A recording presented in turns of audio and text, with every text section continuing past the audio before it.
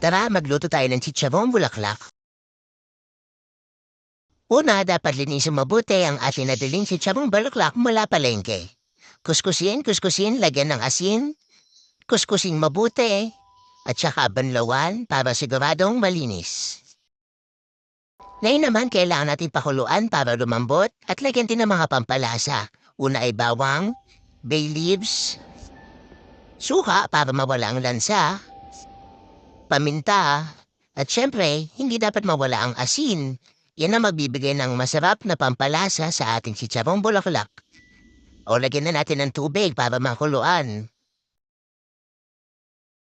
Ayan, kumulo na. Halos isang oras ko yan pinakuluan para siguradong malambot. Matapos nating mapalambot, kailangan na nating hanguin para mapatuyo. Pwedeng air dry o ipasok sa ref para hindi na siya basa bago iprito.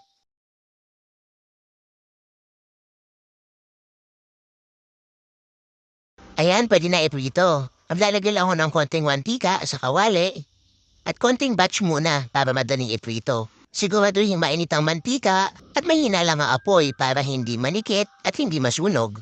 Ayan, nakakatakam na. Unang kagat, heaven agad. At dahil malapit na mag-Valentine's, ito ang perfect na bulaklak para sa iyong minamahal. Enjoy!